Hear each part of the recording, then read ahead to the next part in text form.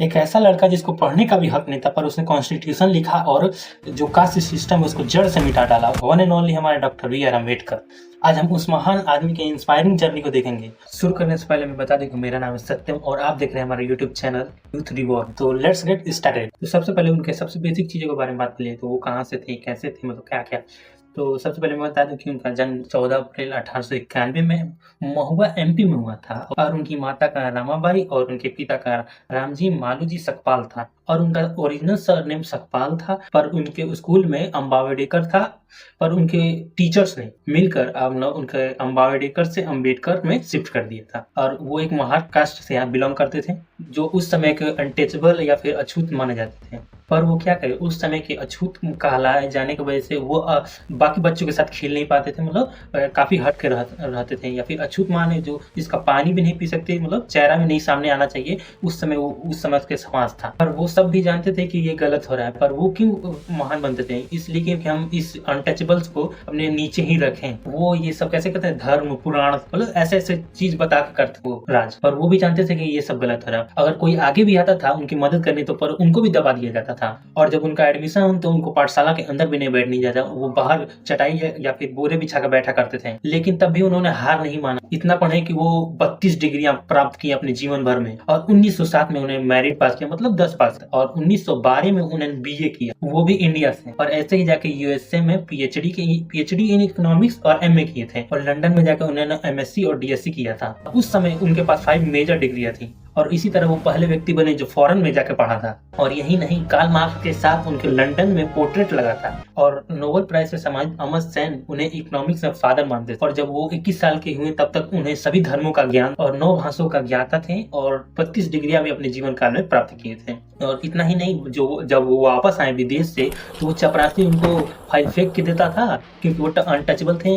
इससे अच्छा तो वो फॉरेन में रहे। और यही सब देख के कहते थे कि मैं इक्वलिटी ला के रहूंगा, क्योंकि जब मैं इतना पढ़ा लिखा हो सकता हूँ तो जब मेरे साथ ऐसा हो रहा है तो मेरे समाज के साथ कैसा होगा। और ऐसे ही 1927 में उन्होंने वाटर के लिए संघर्ष किया अपने साथियों के साथ और 1930 में टेम्पल में हमें प्रवेश मिलना चाहिए उसके लिए संघर्ष किया। और 1932 में एक किरण नजर आई पूना पैक्ट के जरिए, जो अनटचेबल्स जो उस समय के अनटचेबल थे उन्हें लेजिस्लेटिव में उन्हें आने का मौका मिला। आजादी के समय इंडियन फ्लैग में जो अशोक चक्र लगा है वो उन्हीं का देन है। और ऐसे ही चलते चलते 1947 में मतलब आजादी के टाइम वो लॉ पुरुष भी बन गए और 25 नवंबर 1949 को वो कॉन्स्टिट्यूशन मेकर में मतलब फ्रंट लाइन दे दिया और 25 नवंबर 1949 को उन्होंने फाइनली ड्राफ्ट कंप्लीट कर लिया कॉन्स्टिट्यूशन का और राजेंद्र प्रसाद को दे दिया। और कुछ दिनों बाद ही 26 जनवरी 1950 को वो फाइनल ड्राफ्ट लागू कर दिएगा संविधान के रूप में। मेन कॉन्स्टिट्यूशन का मतलब ये था कि अनटचेबिलिटी मतलब छुआछूत खत्म करना, इक्वालिटी ला, और जो गरीब थे जो 12-12 घंटा काम करते हैं उनको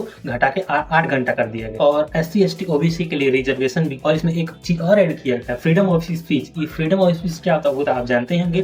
आपको मतलब आपके पास पूरा हक है, क्योंकि आप इंडिया में रहते हैं या फिर इंडिया के लोग हैं, तो आपके पास पूरा हक होना चाहिए कि आप मतलब आवाज उठा सकें। और लड़कियों के लिए भी कुछ किए, जैसे राइट टू एजुकेशन लाए। पहले लड़कियों को पढ़ने का भी हक नहीं था, अब उनको पढ़ने का हक आ गया, राइट टू एजुकेशन। और जैसे प्रॉपर्टी में इक्वालिटी होना चाहिए, मतलब जैसे हिंदू कोड बिल लाए जिसमें आपको डिवोर्स मिल सकता है। आप चाहे तो डिवोर्स, पहले डिवोर्स लेना भी बहुत ज्यादा मुश्किल था, अब आपके लिए ईजी होगा, डिवोर्स ले सकते हैं हिंदू कोड बिल के जरिए। और आपके जो आपके भाई बहन होते हैं, जब माता पिता का जो प्रॉपर्टी होता है उसमें आपका भी बराबर अधिकार होगा। और अपने मरने से पहले 14 अक्टूबर 1956 में हिंदुइज्म को छोड़ के बुद्धिज्म अपना लिए करोड़ों लोगों के साथ। और उसमें ज्यादा कुछ नहीं, 22 खंड थे। मैं आपको लाइन वाइज लाइन बताता हूँ कि उन्होंने क्या कहा था। मैं ब्रह्मा विष्णु महेश को नहीं मानूंगा, मैं ब्रह्मा और कृष्ण को भगवान नहीं मानूंगा, मैं और गरुड़ और गणेश जैसे देवताओं को नहीं मानूंगा, और मैं ईश्वर के अवतार पे विश्वास नहीं करूंगा। और उन्होंने कहा कि बुद्धा धम्मा ही इंसानियत का रास्ता है। और मैं छुआछूत को बिल्कुल नहीं मानूंगा, और कहा हिंदू धर्म के मैं रिचुअल्स को भी नहीं करूंगा। और उन्होंने कहा कि पूजा पाठ जैसे रिचुअल्स को मैं नहीं करूंगा, और मैं ब्राह्मण को गुरु मान के उनको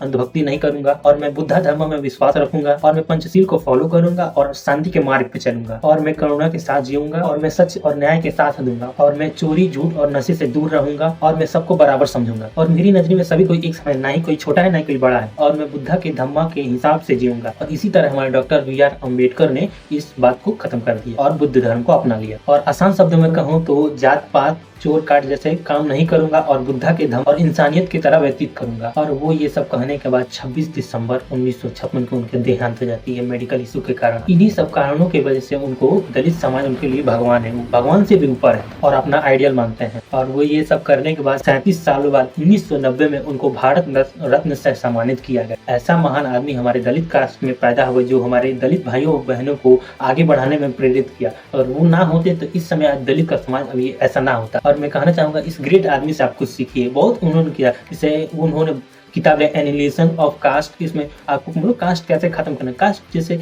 एक जो बीमारी होता है ना वैसे ही हम लोग को हो गया है। जो जिसको शुगर का बीमारी होता है तो वो जल्दी छूटता नहीं है, वैसे ही है ये कास्ट। जो जब तक ये कास्ट नहीं खत्म होगा तब तक यहाँ इक्वालिटी आ नहीं सकता। पर उन्होंने कहा था ये कॉन्स्टिट्यूशन बहुत अच्छा है और इनको चलाने वाले अच्छे होंगे ना तो ये कास्ट सिस्टम में लोग सबको इक्वालिटी पक्का है। और मैं जानता हूँ कि मैंने बहुत कुछ मिस किया, पर मैं जानता हूँ कि आप समझ गए होंगे मैं क्या कहना चाहता था। क्योंकि इतने महान आदमी के बारे में बहुत कुछ बातें हैं जो अभी मैं नहीं बता सकता, पर मैंने जो इम्पोर्टेंट मुझे लगा या फिर इम्पोर्टेंट जो था मैं आपको बता चुका हूँ। अगर आपको अच्छा लगा हो तो इस चैनल को सब्सक्राइब, क्योंकि हम इस जर्नी में आपके साथ जाना चाहते हैं और हमारे ये छोटे चैनल को आपको सपोर्ट की बहुत ज्यादा जरूरत है, तो हमारे चैनल को सब्सक्राइब जरूर